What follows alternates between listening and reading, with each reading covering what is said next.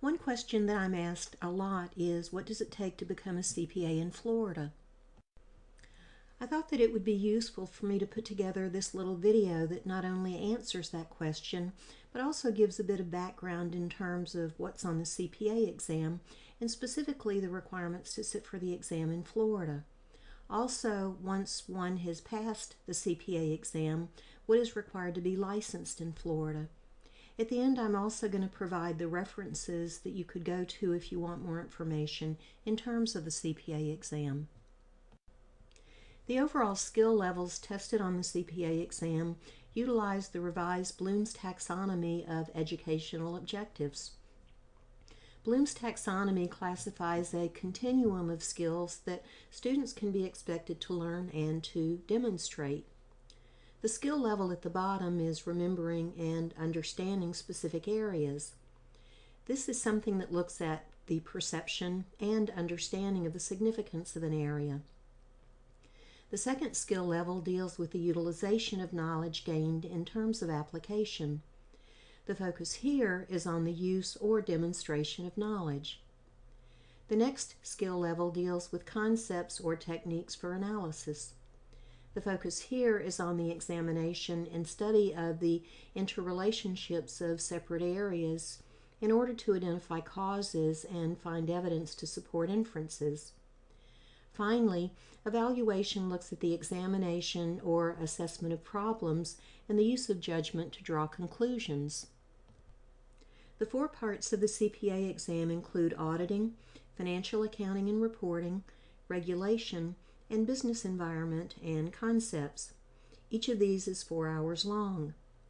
Auditing tests all 4 of these skill levels.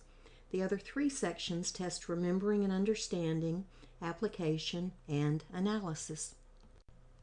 The auditing section of the CPA exam has 72 multiple choice questions and 8 task-based simulations, with these 2 types of questions being equally weighted. The coverage of the auditing section includes ethics, professional responsibility, and general principles, assessing risk and developing a planned process, performing further procedures and obtaining evidence, informing conclusions, and reporting. The auditing course provides the information related to this section. Financial accounting and reporting, or FAR, includes 66 multiple choice questions and 8 task-based simulations, which are equally weighted.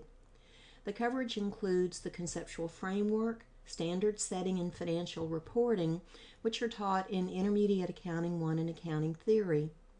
Also tested are select financial statement accounts. The primary focus here is on the things taught in Intermediate Accounting 1 and Intermediate Accounting 2.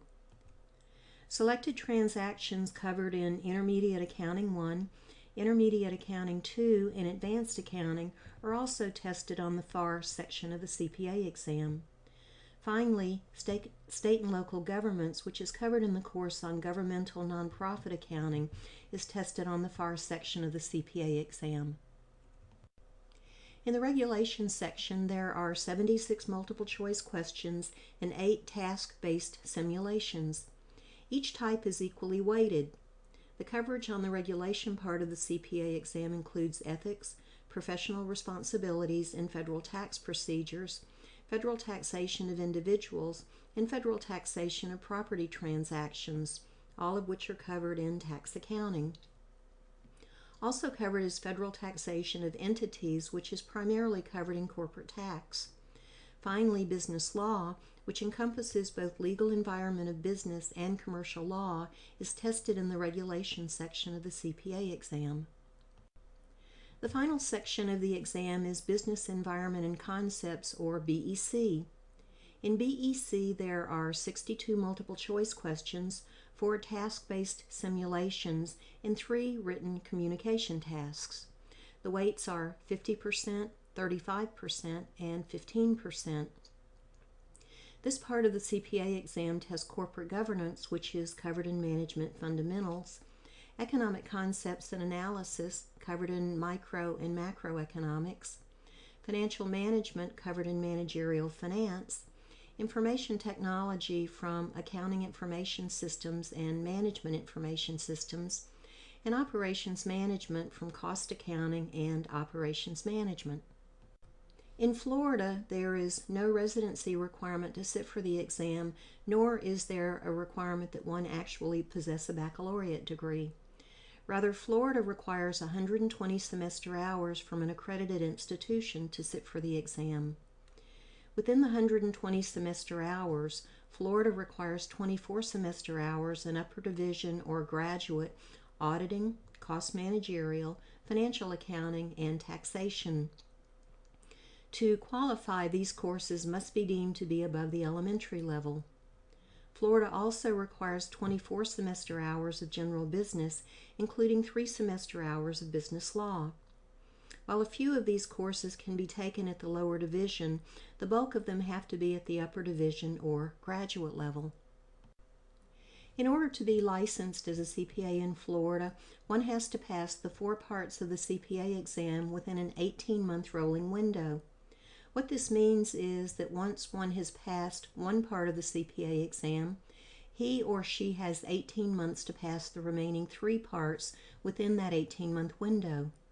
If the 4 parts of the CPA exam have not been passed within the 18-month window, then the part or parts outside of the 18-month window fall off, and one has to retake those parts.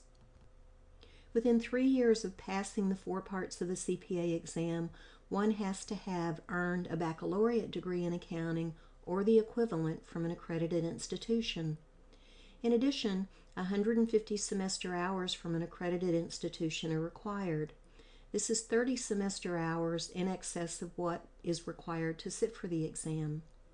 Included in the 150 semester hours are 30 semester hours in upper division or graduate auditing, cost managerial, financial accounting, and taxation above the elementary level.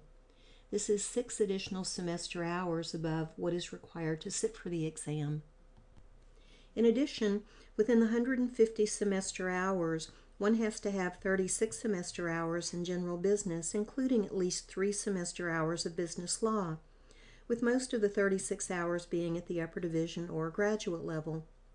So in terms of general business, this is 12 semester hours in excess of what's required to sit for the exam. Finally, within 3 years of passing the 4 parts of the CPA exam, one needs 1 year of accounting-related work experience verified by a licensed CPA. If you'd like to read more about the content of the CPA exam, you can look at the AICPA Uniform CPA Exam Blueprints from the link noted here. The AICPA has prac tests available at the link noted here that'll give you an idea of what the actual exam is like. If you'd like to know more about the specific requirements to sit for the exam in Florida and/or be licensed, you can look at Title 32, Chapters 473.306 and 473.312 of the Florida statutes, and also Chapter 61H1-27.002 of the Florida Administrative Code. Finally, I've included a checklist that you can use to determine where you are in terms of qualifying to sit for the CPA exam and be licensed in Florida in the resources.